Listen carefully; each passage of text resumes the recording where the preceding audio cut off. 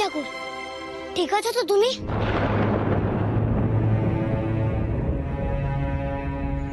হ্যাঁ রে লোকনাথ, আমরা ঠিক আছি। তুই ঠিক আছিস তো? শিব শম্ভুর কৃপা যার ওপরে, তার ক্ষতি কে করবে? ওই বালকের যদি এতই ক্ষমতা,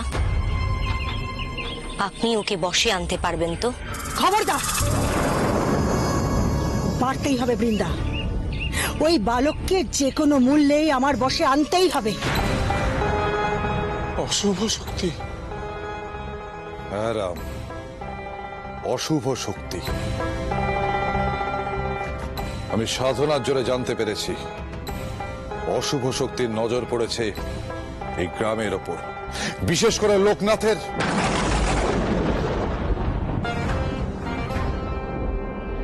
মানে তোমার সন্তানদের ওপর। গুরুদেব, কি বলছেন আপনি?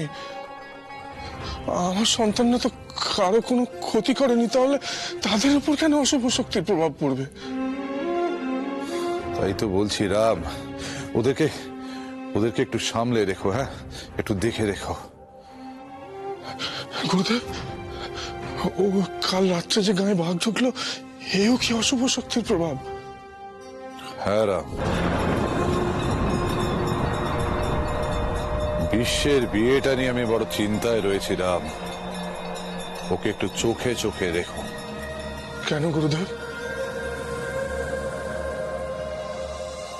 দেখো রাম, বিশ্ব বড় আবেগী ছেলে, তাড়াহুড়োয় সিদ্ধান্ত নেয়। ওকে ওকে তুমি একটু সামলে রেখো। আমি অশুভ শক্তির প্রভাব কাটাবার চেষ্টা করছি। তুমি তুমি এখন যাও, যাও, এসো এসো। প্রণাম গুরুদেব। কল্যাণ হোক। যাও যাও।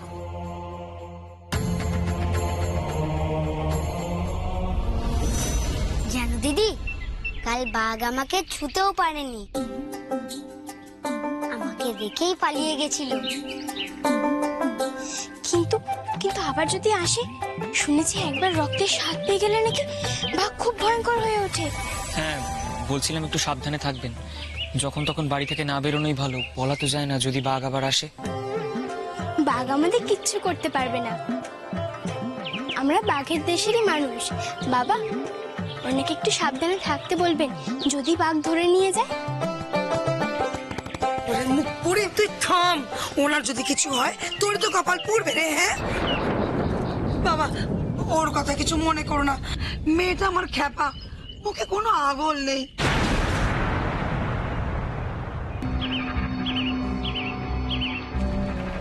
অন্নপূর্ণা দিদি, তুমি ওদিকে কি দেখছো গো? ওই দেখ, বাঘিনীর পায়ের ছাপ।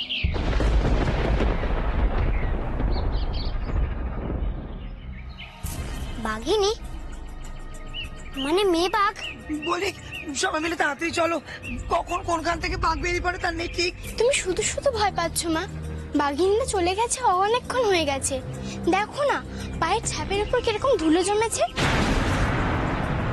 কোন দিকে গেছে কিছু বুঝতে পারলে? হ্যাঁ, ওই তো পশ্চিমের দিকেই গেছে। ওদিকেই তো জঙ্গল গো, বাঘিনী কি তার মানে জঙ্গলের দিকে গেছে? হতে পারে। বলছি, আমাদের কিন্তু এক্ষুনি একবার জমিদার বাড়িতে গিয়ে জানানো উচিত কথাটা। হ্যাঁ দাদা, তুমি ঠিকই বলেছো। তবে চল ভাই, আর দেরি করিস না। তুমি যাবে আমাদের সাথে? তুমি তো বাঘের ব্যাপারে অনেক কিছু জানো, তুমি জমিদার মশাইকে বুঝিয়ে বলতে পারবে। যাবে আমাদের সঙ্গে? হ্যাঁ, আমি গেলে যদি তোমাদের সুবিধা হয় তাহলে আমি কেন যাব না, কিন্তু সত্যি সত্যি ওই বাঘিনীকে আটকানো দরকার। বড় শিকারী হয়েছেন রে, উনি বাঘ ধরতে যাবেন, কোথাও যেতে হবে না, বাড়ি চলো। না জানি কখন কোথা থেকে বাঘ বেরিয়ে পড়ে তার নেই ঠিক। আচ্ছা ঠিক আছে, ও আমার সাথে যাবে, কোনো চিন্তা নেই। আমি ওকে বাড়ি পৌঁছে দিয়ে আসবো, আপনারা বাড়ি চলে যান। এসো অন্নপূর্ণা।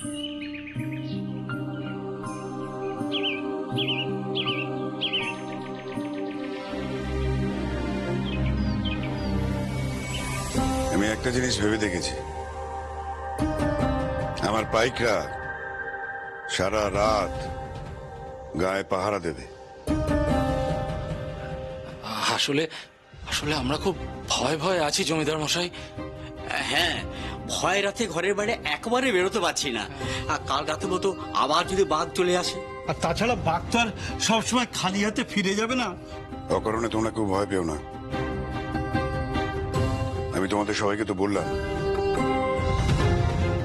সকলের উপযুক্ত পাহারার ব্যবস্থা আমি করেছি। ছিলাম দাদা, সবই তো ঠিক আছে, কিন্তু বাঘ কোন দিক থেকে আসবে সে আপনার পাইকরা বুঝবে কি করে? বলি, তাদেরও তো প্রাণের মায়া আছে নাকি? বলি, সে বাঘ কোথায় ঘাপটি মেরে বসে আছে তারা বুঝবে কি করে বলুন তো? বাঘ তো জঙ্গলে আছে গো। হ্যাঁ গো, বাঘ জঙ্গলে লুকিয়ে আছে। সব কাজে তোর ওস্তাদি না? তুই কি করে জানলি বাঘ জঙ্গলে আছে? আমি না গো, আমার অন্নপূর্ণা দিদি জানে। বাঘের পায়ের ছাপ দেখেই বলে দিতে পারে বাঘ না বাঘিনী। অন্নপূর্ণা? এ তোমার কি হয় লোকনাথ? ও বেনির পিসির মেয়ে জমিদার মশাই। সুন্দরবনে থাকে, তাই বাঘ সম্পর্কে ধারণা অনেক বেশি। বাঘের ব্যাপারে তুমি কি জানো? কাল রাত্রে আমি বাঘের ডাক শুনে বুঝতে পেরেছিলাম বাঘটা অনেক বড় বয়সের। কাল রাতে কি তুমি বাঘকে নিজের চোখে দেখেছো? না, দেখিনি বটে, শুধু ডাক শুনেছি, কিন্তু লোকনাথ দেখেছে। হ্যাঁ হ্যাঁ জমিদার মশাই, কাল রাতে আমাদের বাড়িতে বাঘটা ঢুকেছিল, লোকনাথের একেবারে সামনাসামনি পড়েছিল। লোকনাথের মুখোমুখি বাঘ? হ্যাঁ, ঈশ্বরের কৃপায় ভাই রক্ষা পেয়েছে। বাঘটা বোধহয় ওখান থেকে জঙ্গলে ফিরে গেছে। হ্যাঁ, আজ মন্দির থেকে ফেরার পথে বাঘের পায়ের ছাপ দেখে আমি বুঝতে পেরেছি ওটা বাঘ নয়, বাঘিনী। কি বলছো কি তুমি? ওটা বাঘিনী? আমি তো যতদূর জানি বাঘের থেকে বাঘিনী বেশি হিংস্র হয়। হ্যাঁ, একদম ঠিক শুনেছেন।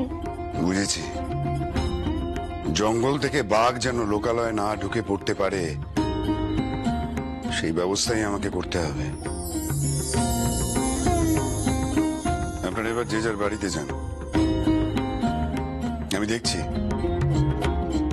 কিভাবে এই বাঘিনীকে এই গাঁ থেকে তাড়ানো যায়। তবে একটাই অনুরোধ আপনাদের কাছে, দয়া করে রাতের বেলায় কেউ ঘর থেকে বেরোবেন না। ঠিক আছে, আসি জমিদার বাবু, চলুন। আদিত্য, এই মুহূর্তে সোমকান্তকে নিয়ে তুমি ভেতরে যাও। হ্যাঁ দাদা। সোম, এসো। লোকনাথ, তুমি তোমার এই অন্নপূর্ণা দিদিকে আমার কাছে এনে আমার বিশেষ উপকার করেছো। সত্যি, ও আমার কাছে আসাতে আমার অনেক জ্ঞান বেড়ে গেল। যাই হোক, তোমরা এখন সবাই বাড়ি ফিরে যাও, সাবধানে থেকো কিন্তু। যাও বাবা। আসি।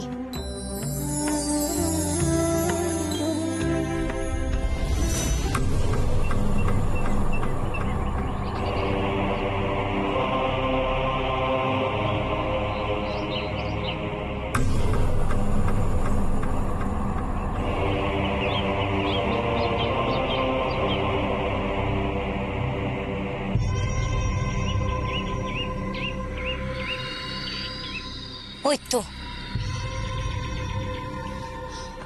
ওই তো দূরে গ্রাম দেখা যাচ্ছে। এই থামো, পালকি নামাও।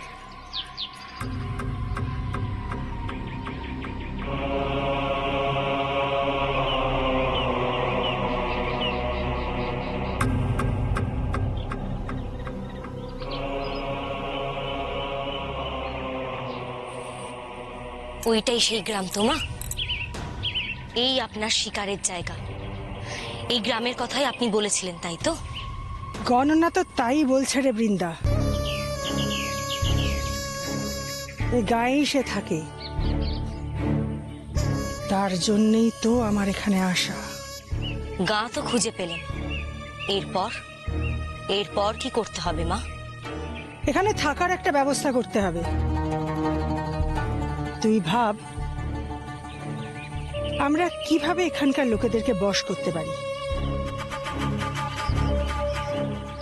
আর আমি আমার শিকারকে খুঁজে বের করার চেষ্টা করি। প্রথমেই ওর বাড়িটাকে খুঁজে বের করতে হবে।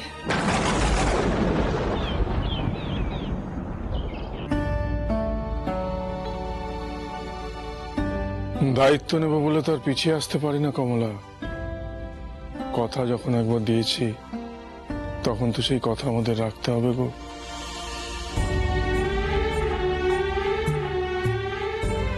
আপনি কথা দিয়েছেন, শুধু সেটা নিয়েই ভাবছেন।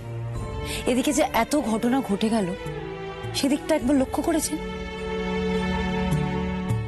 কালকে মঙ্গল ঘরটা ওইভাবে ভাঙতে ভাঙতে বেঁচে গেল। আচার্যদেব পুজো সমাপ্ত করতে পারলেন না। কালকে ওরকম দুর্যোগ ঘটলো, গায়ে বাঘ এলো, একটার পর একটা ঘটনা ঘটে চলেছে। এরপরেও আপনি বলবেন যে মেয়েটা অপয়া নয়? আজ আমার বিশ্বটা যদি একটা ভালো মন্দ কিছু হয়ে যায় তাহলে তাহলে তার দায়িত্ব কে নেবে বলুন দেখি? কমলা, মেয়েটা অপয়া নয়, তুমি ভুল ভাবছো। আর গুরুদেব আজই বলেছেন গো, এসব যা কিছু ঘটছে সব এক অশুভ শক্তির প্রভাবে। ও সমস্ত অশুভ টশুভ কোনো শক্তি নয়, যা হচ্ছে ওই মেয়েটার জন্য হচ্ছে। মেয়েটা মাঙ্গলিক, আপনি কেন বুঝতে চাইছেন না? মেয়েটা এই গায়ে পা রাখা পর থেকে একটার পর একটা ঘটনা ঘটে চলেছে। মা, দাদাও কিন্তু মাঙ্গলিক মা, তাহলে হয়তো দাদার জন্য এগুলো ঘটছে।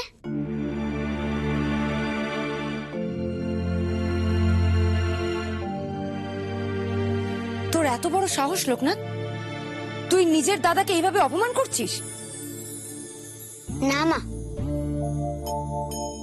আমি দাদাকে অপমান করিনি। আমি শুধু জিজ্ঞেস করেছি কাল যে ঝড় এসেছিল, বাঘ ঢুকেছিল, সেটা কি অন্নপূর্ণা দিদির দোষ? আচার্য ঠাকুর যে পুজোটা করতে পারলো না, সেটাও কি অন্নপূর্ণা দিদির দোষ? তুমি সবকিছুতে অন্নপূর্ণা দিদির দোষ দেখো কেন গো মা?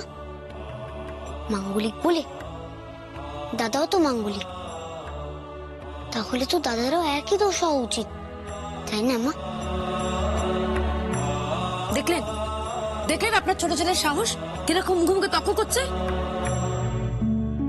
লোকনাথ তো ঠিক কথাই বলেছে গো কমলা। কালকে অত জোরে ঝড় বৃষ্টি শুরু হয়েছিল বলেই তো গুরুদেব পুজো করতে পারেননি। এতে বেচারা অন্নপূর্ণার দোষটা কোথায় বলো তো? আর তাছাড়া আচার্যদেব তো বলেছেন সব বিপদ কেটে গেলে উনি আবার পুজোয় বসবেন, তাহলে সব ভাড়া কেটে যাবে। আমি তো তাই বলছি কমলা, কিন্তু তার আগে কমলা আমাদের বাঘের বিপদ থেকে রক্ষা পেতে হবে গো। বাঘের থেকে বাঁচার ব্যবস্থা জমিদার মশাই করছেন। আজকে থেকে সমস্ত পাইকরা গ্রাম পাহারা দেবে। জমিদার মশাই বাঘের ব্যবস্থা করছেন? তুই জানলি কি করে রে? বারে, আমরা তো জমিদার বাড়ি গিয়েছিলাম, সাথে অন্নপূর্ণা ছিল। ওই তো বলে দিল যে বাঘ কোন দিকের জঙ্গলে আছে। অন্নপূর্ণা কি করে জানলো? সে অনেক কথা বাবা, আমরা মন্দির থেকে ফিরছিলাম। ওই দেখ, বাঘিনীর পায়ের ছাপ। আমি তো যতদূর জানি বাঘের থেকে বাঘিনী বেশি হিংস্র হয়। হ্যাঁ, একদম ঠিক শুনেছেন। বুঝেছি, জঙ্গল থেকে বাঘ যেন লোকালয়ে না ঢুকে পড়তে পারে সেই ব্যবস্থাই আমাকে করতে হবে। তাই তো বলছি, বাঘ নিয়ে আপনাদের চিন্তা করার কোনো দরকার নেই। জমিদার মশাই যখন দায়িত্ব নিয়েছেন, কোনো না কোনো একটা ব্যবস্থা উনি নিশ্চয়ই করবেন। মা, আমি আসি, ওদিকে জজমানিতে দেরি হয়ে যাচ্ছে আবার। যা, সাবধানে যাস।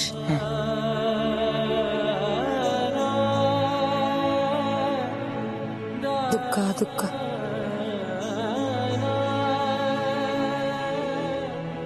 হ্যাঁ লোকনাথ, শোন, অনেক বেলা হয়েছে, আজকে আর কোথাও গিয়ে তোর কাজ নেই, দাদারা স্নান করতে গেছে, ফিরলে সবাই মিলে একসঙ্গে খেয়ে নিবি, ঠিক আছে? লোকনাথ, লোকনাথ, আজ পাখিকে খাওয়াতে যাবি না? না বেনি, আজকে লোকনাথকে আর ডাকিস নে, অনেক বেলা হয়ে গেছে, ও এখন স্নান করে খেতে বসবে। তোরা যা, আমি আসছি।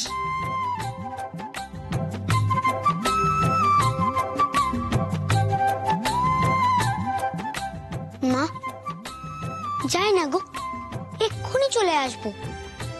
আমি যাব আর আসবো। মা, আসি? যা। আমি সাধনার জোরে জানতে পেরেছি অশুভ শক্তির নজর পড়েছে এই গ্রামের ওপর, বিশেষ করে লোকনাথের।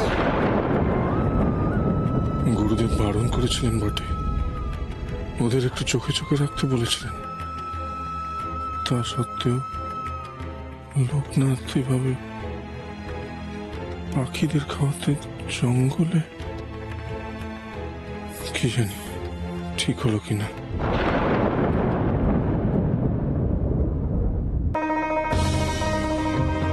যাও, তুমি তোমার সমস্ত পাইকদের খবর দাও, জঙ্গলের বাইরে পাহারায় বসতে হবে। বাঘ যেন কোনোভাবে গ্রামে ঢুকতে না পারে। শোনো বঙ্কু, দিনের বেলা হলেও কোনো রকম ঝুঁকি কিন্তু নেওয়া যাবে না। রাতের বেলায় আমি নিজে বন্দুক নিয়ে পাহারায় থাকবো। যাও। সে কি, আপনি আপনি রাতে জঙ্গলে চলে যাবেন? তাহলে আমরা এখানে একা থাকবো কি করে? বাঘ তো এখানেও আসতে পারে। গ্রামের লোকজন কোথাও তো তাদের দেখছি না। দেখ, ভয় সবাই হয়তো দৌড় বন্ধ করে বসে আছে। সত্যি মা, আপনিও পারেন, শুধু শুধু ওদেরকে ভয় দেখালেন। ওরে পাগল, ভয়টাই তো সব। বৃন্দা, এই থামো, পালকি নামাও।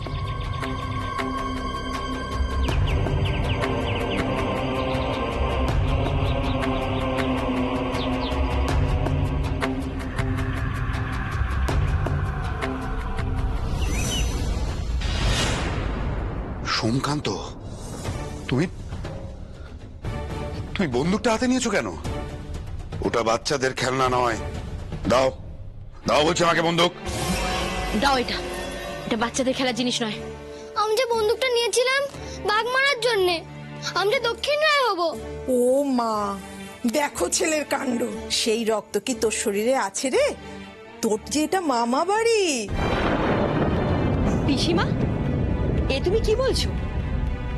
এইটুকু একটা ছোট্ট ছেলে ভুল করে না হয় দু এক কথা বলেই ফেলেছে, তা বলে তুমি ও কেরম ভাবে বলবে? চল শোন।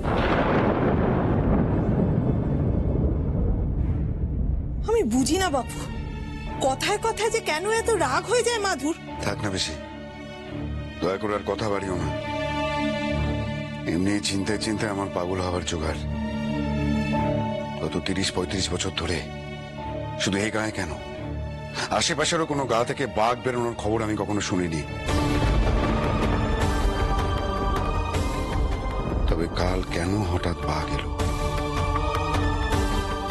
আর এখানেই বা কেন এলো? বন্দুক না পেলে আমি আমার তরোয়ার দিয়েই বাঘটা মারবো।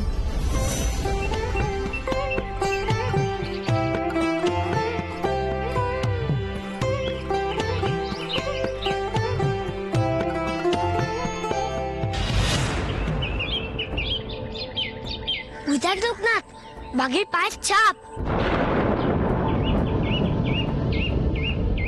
কি হবে রে লোকনাথ, বাঘ তো দেখছি এখানেও এসেছিল। তার মানে আশেপাশে কোথাও লুকিয়ে আছে বাঘ। ওরে বাবা, বাঘ আবার ঘাড়ে চাপবে না তো? চল সবাই পালা এক্ষুনি, পাখিদের খাইয়ে আর কাজ নেই।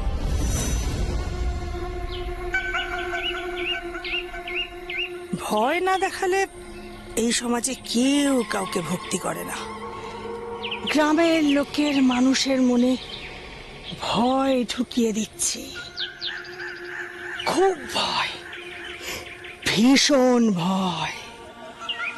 এত কিসের ভয় তোদের? এই পায়ের ছাপ তো কাল রাতের। মন্দির থেকে ফেরার সময় আমি এই একটা পায়ের ছাপ দেখেছিলাম।